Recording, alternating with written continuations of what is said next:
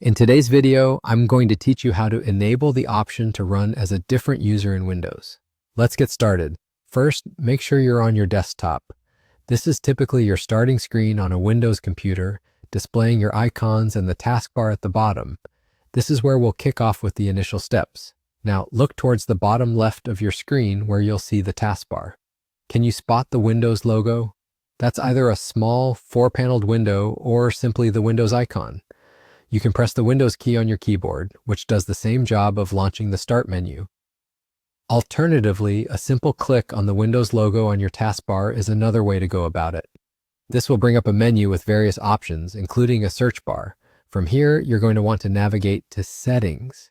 You can do this by typing Settings in the search bar or by looking for the gear icon in the Start menu options. Go ahead and click on it, and you'll be ushered into the Settings app, which is essentially your control panel for customizing everything about how your system looks and works. Within Settings, find and click on System. This section handles everything from your display brightness to notifications, power usage, and more. It's a space you'll likely be familiar with if you've made adjustments to your system before. Once you're in the System section, don't worry if you feel overwhelmed by choices. We're heading straight for the For Developers tab, which you'll find by scrolling down the menu on the left-hand side. The Developers section offers various advanced settings geared towards power users and developers, allowing for deeper customization and additional functionality. Click on it to reveal a menu filled with exciting options, but don't get distracted. Stay focused and continue following along. In this section, you'll want to locate File Explorer, a crucial tool for managing files and folders on your computer. Click on File Explorer and you'll see some options appear below it. Here's the important bit. Find the option that reads something along the lines of Show option to run as a different user in Start.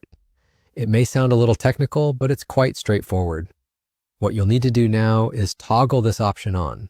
Essentially, toggling it activates the feature, allowing you to switch between different user profiles directly from the Start menu, which can be super handy if you share your computer or use different accounts for work and personal use. And that's it, you've successfully enabled the feature. From now on, you'll see the option to run applications with a different user. Hopefully, this makes your life a little easier and adds a touch of efficiency to your daily tasks. Thanks for watching, and see you next time with more tips on optimizing your computer experience.